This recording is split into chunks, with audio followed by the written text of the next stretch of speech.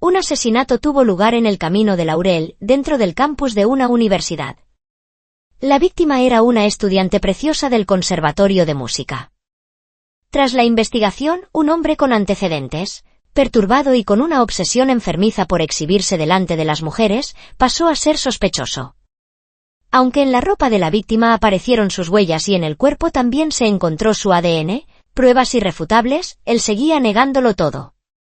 Solo cuando estábamos a punto de entregar el expediente al tribunal, aceptó confesar el secreto que llevaba años ocultando. En 2005, acababa de graduarme de la Academia de Policía y me destinaron a homicidios en la jefatura de la ciudad. Por entonces, una universidad se había trasladado a un campus nuevo. Casi todo estaba terminado, solo el teatro del conservatorio seguía en obras. Aquel edificio se apoyaba en dos montes y junto con el bloque de aulas y la zona de práctica, formaba una especie de U perfecta. Visto desde arriba con un dron, el conservatorio parecía un piano de 3 patas al pie de la montaña, y la escalinata hacia las aulas, como si fueran 88 teclas.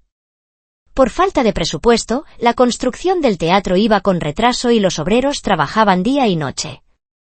Detrás del teatro había un sendero que se adentraba en la montaña, si lo cruzabas a pie, subiendo 7 u 8 niveles de altura. El trayecto se acortaba muchísimo en comparación con la avenida principal. Una noche de invierno, una estudiante se quedó practicando hasta tarde. La residencia cerraba a las 11 y ella terminó a las 10:45. Miró el reloj y supo que, si tomaba la ruta larga, le cerrarían la puerta. Así que escogió el atajo. 2 obreros que estaban de guardia la siguieron, la arrastraron hacia el interior de la montaña y abusaron de ella por turnos. Después, la chica los amenazó con hacerlos pagar. Pero para ellos ya no había marcha atrás, la estrangularon. Fue la primera escena del crimen a la que acudí desde que empecé a trabajar. Tenía poca experiencia, pero el instinto me empujó a reducir a uno de los 2 culpables en el acto. El jefe me regañó por temerario, pero al confirmar a los responsables, no insistió más. Durante el interrogatorio, aquellos 2 demostraron que ya no les quedaba nada de humano. Dijeron, sin pestañear: en esta vida, olvídate de casarte con una universitaria, hasta una campesina sería difícil. Ya lo calculamos, 3 años y salimos ganando, 10 años y no perdemos. Quien iba a pensar que la mocosa no sabía comportarse, no nos dejó otra opción que matarla. El caso no fue difícil de resolver. Lo difícil fue borrar el terror del corazón de todas las estudiantes. Cuando todo terminó, clausuraron el sendero detrás del teatro. En la universidad empezó a circular un nombre para ese lugar, el Camino de Laurel, por las 3 compañeras de cuarto de la víctima. A todas les concedieron una pausa académica y la continuidad directa hacia el posgrado. Nadie supo cómo lo lograron. Pero 8 años después, cuando casi nadie recordaba ya aquel nombre, ocurrió otro asesinato. En junio de 2013, de madrugada, recibimos la llamada del guardia del teatro. Dijo que, al subir a hacer ejercicio por la montaña de atrás, encontró el cadáver desnudo de una chica, aparentemente estudiante del conservatorio. Para evitar el pánico, fuimos de civil y acordonamos la zona. La víctima se llamaba Clara, estudiante de 3er año de música. Tenía hundida la parte posterior de la cabeza, parecía que la habían rematado con algo pesado, como un mazo. En el lugar había varias huellas revueltas, del propio guardia. A unos 10 metros del cuerpo hallamos una colilla todavía reciente. Nada más útil. La ropa y el informe forense tardarían un poco. Poco después, el practicante Víctor llegó sin aliento, las cámaras no grabaron nada porque hubo un apagón. Un asesinato justo la noche del corte de luz, una coincidencia demasiado perfecta. Le pregunté si fue un apagón real o alguien bajó el interruptor. Se rascó la cabeza. Déjeme, voy a revisarlo. Le grité. Asegúrate de sacar huellas del interruptor. Si no traes nada, ni vuelvas. El forense confirmó desgarros íntimos y la presencia de ADN masculino en el cuerpo. Enviamos el perfil a la base de datos criminal de la ciudad, no coincidía con nadie. Cruzamos con casos antiguos sin resolver nada. El jefe opinó que el escenario estaba demasiado limpio, ni una sola huella en el cuerpo o en la ropa. Y tampoco en el cuarto técnico donde estaba el cuadro eléctrico. Como si el asesino fuera un profesional, como si nos estuviera retando. Y aún así, en una base de datos enorme, no aparecía. Entonces volvió el equipo que investigaba la vida social de la víctima. Profesores y compañeros dijeron lo mismo, Clara era brillante, tranquila, nadie la había visto con pareja. Su vida era aula y residencia. Su mejor amiga era Inés. Cuando supo la noticia, se vino abajo, lloraba sin voz. Contó que antes iban juntas a todas partes, pero un mes atrás Clara se mudó a una habitación de alquiler cerca de la Puerta Norte para preparar el posgrado, y desde entonces casi no hablaban. Se culpaba por no haberse ido a vivir con ella. La familia de Clara era normal, sus padres venían desde otra provincia. Por el tono en la llamada, se notaba que era un hogar estable, podíamos descartar una venganza personal. Por suerte, aunque la colilla estaba aplastada, el laboratorio logró extraer una huella parcial del sospechoso. El jefe decidió recopilar huellas de todo el alumnado del conservatorio. Para no levantar sospechas, la universidad instaló lectores de huella con la excusa de controlar asistencia. Una semana después, teníamos casi todos los registros, y aún así, nada coincidía. El director nos presionaba sin descanso, quería el caso cerrado. Una noche, mientras yo navegaba por el foro de la universidad, encontré una publicación antigua. Alguien decía que un pervertido se exhibía y amenazaba en la zona detrás del teatro. Busqué el mismo tema y hallé 3 relatos más, todos apuntando a la montaña. Como el sujeto solo atacaba a chicas y ellas siempre huían, nadie tenía fotos ni una descripción precisa.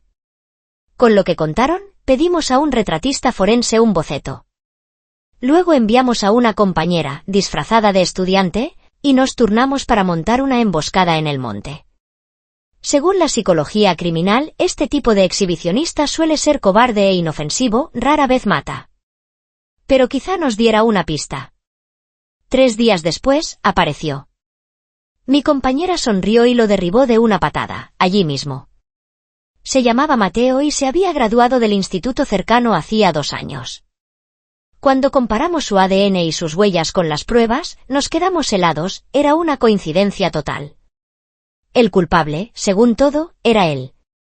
Mateo temblaba como un animal acorralado cuando lo llevamos a interrogar. Pero por más que insistimos, no confesó. Incluso negó haber violado a la víctima. Las pruebas estaban sobre la mesa y aún así, su boca era de acero.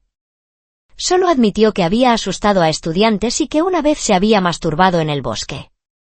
Al verlo tan terco, le dije sin rodeos. Si colaboras, te irá mejor. Si te pones en contra, lo pagas caro. No hace falta tu confesión, tenemos pruebas de sobra, podemos condenarte igual. Ya estamos listos para avisar a tu familia y mandar el caso al tribunal. No sé si le asustó más el juicio o que sus padres se enteraran, pero se derrumbó y suplicó. Oficial, de verdad que no fui yo. Por favor, compruébenlo. En mi dormitorio todavía tengo la mochila de Clara. Esa noche solo la asusté, ella me la lanzó y yo me la quedé. Les ruego que la revisen, ahí tiene que haber algo que me deje limpio. Nos dividimos. Yo fui a buscar el lugar donde dijo haber estado, y mi compañero registró su habitación. Yo no encontré nada. Pero mi compañero halló la mochila. Dentro había un pequeño osito de peluche, y esa tontería fue lo que hizo que el verdadero asesino asomara la cabeza. Según Mateo, en la mochila había un libro de ejercicios de digitación rápida, compresas nocturnas sin abrir, un bolígrafo, un pintalabios, un espejito, un peine y un osito de peluche del tamaño de una mano. Aseguró que nunca tocó nada, solo abría la mochila de madrugada para oler lo que había dentro. Dijo. Me gustaba mucho. La seguí durante mucho tiempo. Esa mochila es lo más valioso que he tenido jamás. Maldito degenerado. Revisamos todo. Mateo no mentía, salvo el osito, lo demás solo tenía huellas de Clara. Pero el osito tenía otra huella, idéntica a la de la colilla hallada en el lugar del crimen. El osito no tenía etiqueta del fabricante. Probamos un software de reconocimiento de imágenes y no encontramos el mismo modelo en ninguna tienda. Le pregunté a Mateo si sabía de dónde era. Dijo que no, le parecía que quizá la propia víctima lo había hecho. No nos quedaba otra, rastrear la zona. Por suerte, Clara apenas salía del entorno del campus. Cerca de la puerta oeste había una calle que los estudiantes llamaban la calle del vicio, comida, karaoke, cibercafés y hostales, pero también tiendas de baratijas.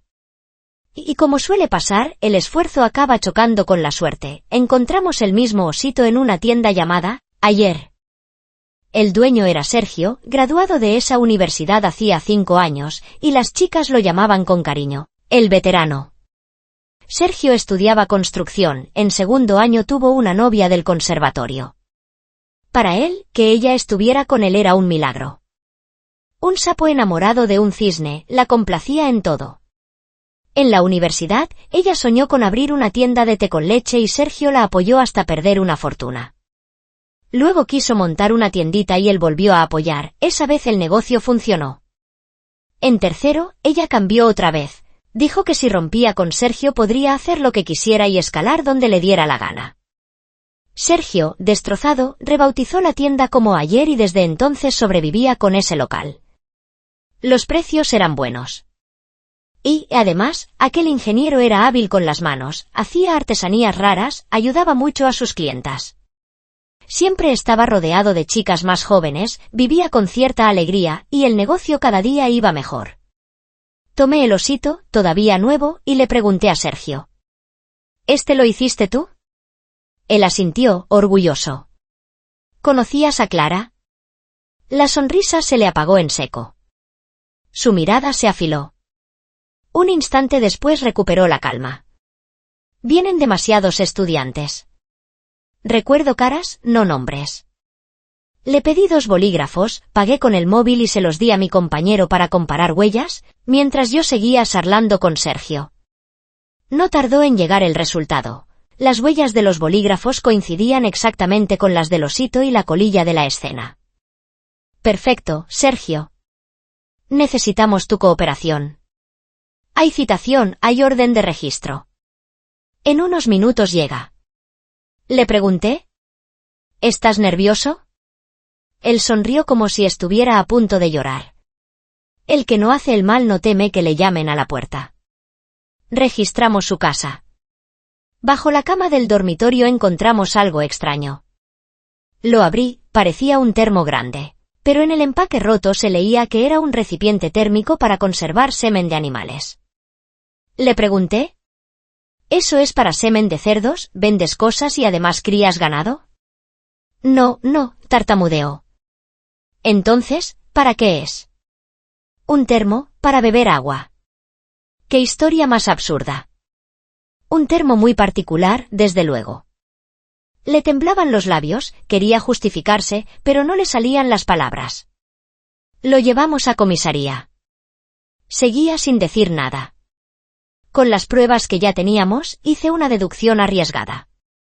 Días antes, según las cámaras del campus, él había llevado la mochila hasta detrás del teatro para recoger el ADN del exhibicionista, Mateo, y guardarlo en ese recipiente. 2 días después, según cámaras del campus y de su tienda, Ayer estuvo cerrada varios días. En ese tiempo, él se coló en el conservatorio. La noche del crimen bajó a la sala técnica, se puso equipo de protección y provocó el apagón. Luego esperó cerca de las salas de práctica, vio a Clara sola, la siguió con guantes y cubrebotas, la llevó a la montaña, la mató con un mazo y después impregnó el cuerpo con el ADN de Mateo. Y al revisar el lugar, fumó y cometió el error de tirar la colilla cerca. ¿Me equivoco? A Sergio le perlaron de sudor la frente. Podía callar, pero yo sabía que el recipiente no estaba bien lavado. Si el análisis confirmaba el ADN de Mateo en su interior, no habría nada más que discutir.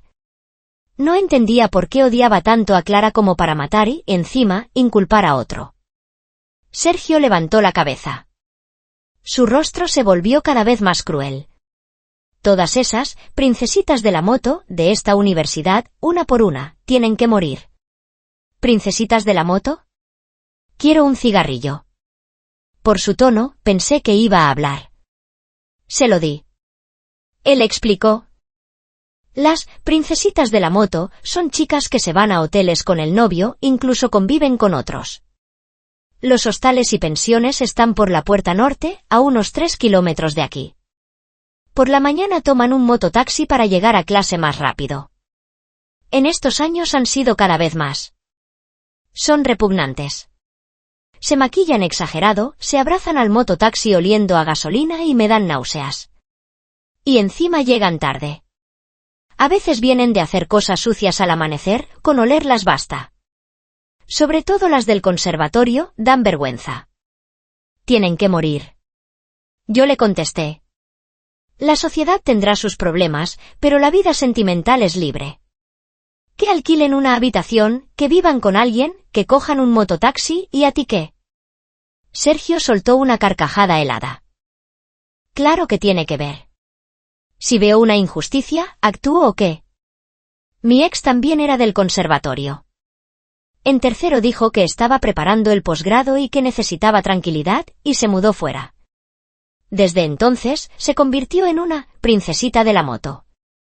Yo quería casarme con ella para quedarme tranquilo y ganar más dinero.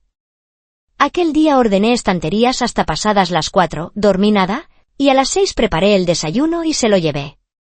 En la puerta oí la voz de un hombre. Me nublé. Le pegué una patada a la puerta y no se abrió. ¿La abrió ella y qué vi? Estaba con un tipo, los dos vestidos a juego. Me dijo que lo nuestro se había acabado y ni siquiera me saludó. Yo me quedé en el pasillo, vacío. Ella se arregló, salió guapísima, se subió a un mototaxi y se fue a la universidad. La vi detrás del conductor, pasándose la mano por el pelo aún mojado. ¿Sabes lo que se siente? Me dio asco. ¿No te parecen despreciables? Y tú dices que yo descargué mi odio en otras chicas. Cállate. No las maté a todas. Hay muchas princesitas de la moto. Yo solo maté a Clara. ¿Por qué? Porque era una cualquiera. A las otras las desprecio, pero tienen relaciones serias y no me mueven nada. Clara era distinta. Era peor que mi ex.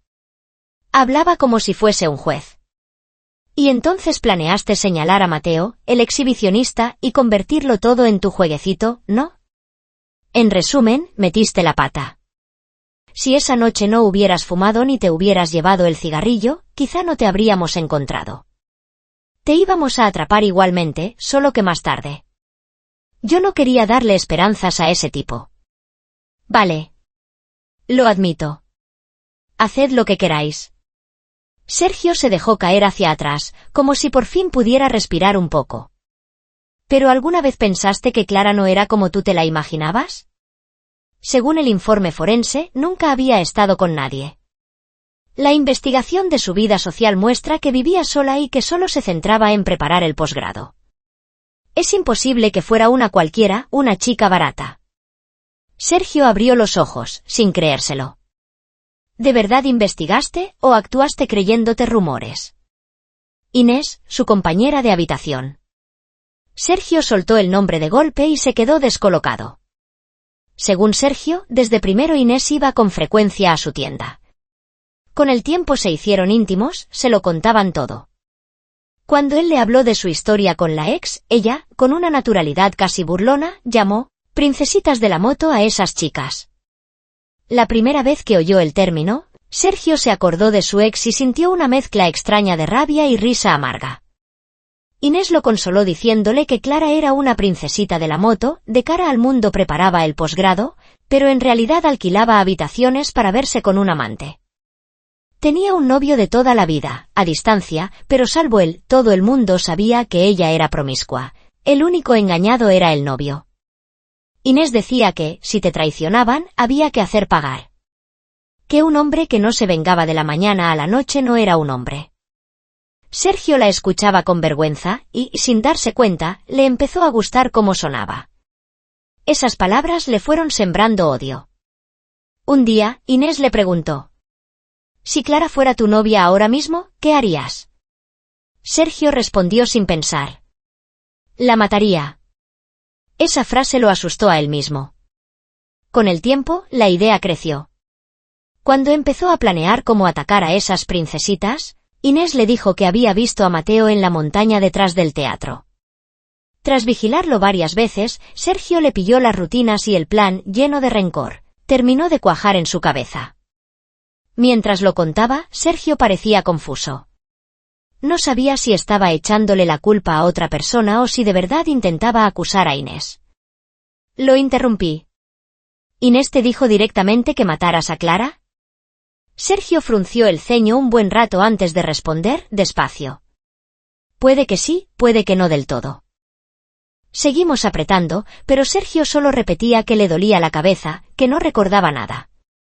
Sin pruebas no podíamos imputarle a nadie instigación al asesinato. Aún así, para darle una explicación a la víctima, decidimos ir a hablar con Inés.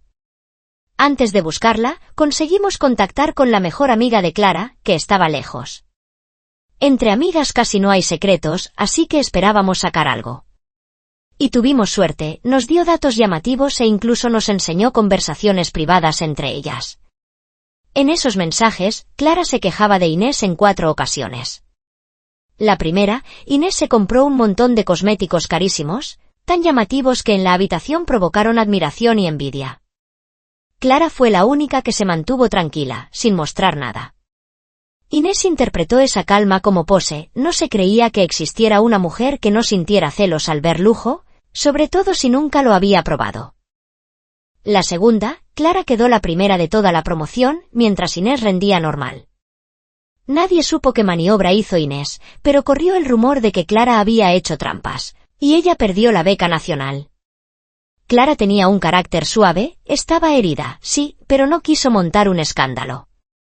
La tercera, Clara contó que un chico la estaba pretendiendo, pero ella lo rechazó porque no quería enamorarse en ese momento. Resultó ser el chico ideal de Inés. Desde que se enteró, Inés empezó a lanzar indirectas venenosas, llamando a Clara una zorra, una provocadora. La cuarta era lo de siempre. Cada vez que Clara estudiaba de noche para el posgrado, Inés ponía música a todo volumen, incluso cantaba encima, hasta destrozarle la concentración. Clara se lo pidió muchas veces y no sirvió. Eso también explica por qué Clara se mudó a una habitación de alquiler para estudiar. Por desgracia, aunque esas conversaciones existieran, no bastaban para sostener legalmente un cargo de instigación al asesinato. Con el panorama claro, interrogamos a Inés a solas. Al principio insistió en que era la mejor amiga de Clara, que jamás hubo conflicto entre ellas. Cuando le enseñamos lo que nos había dado la otra amiga, Inés ni se inmutó.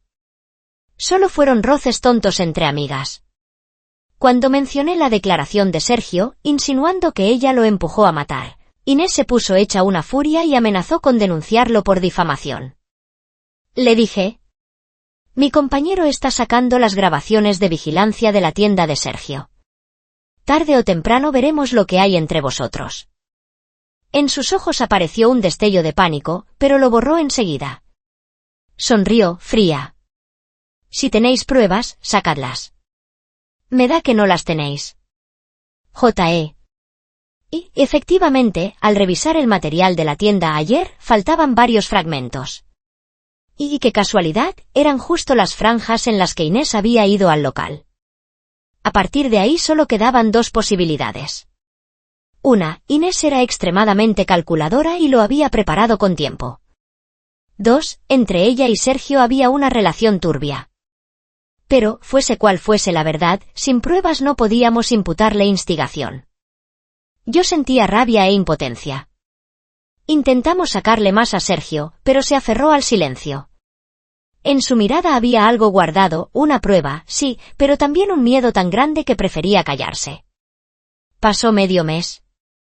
Sergio no dijo nada. Entonces corrió un rumor, las compañeras de habitación de Clara volvieron a la universidad. Las cambiaron a una residencia de lujo e incluso les reservaron plaza directa para el posgrado. El campus volvió a la calma, como si nunca hubiera pasado nada.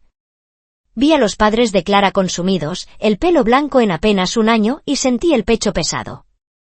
El director dijo que no podíamos alargar la investigación indefinidamente, había otros casos esperando. Sergio sería enviado a juicio y procesado con la pena máxima, muerte. No lo aceptaba, pero no tenía salida. En un arrebato lo agarré por la solapa, apretando los dientes. Puedes callarte, pero te garantizo que el punto de partida será la pena de muerte. ¿Sabes lo que es tener miedo a morir? Si entregas pruebas contra Inés, ella podría acabar con cadena perpetua, ¿lo entiendes? Sergio temblaba, los ojos se le llenaron de terror.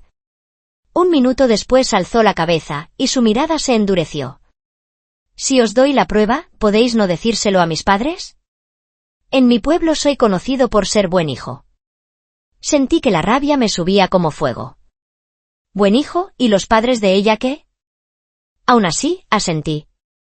Por norma, informar o no informar no dependía solo de mí.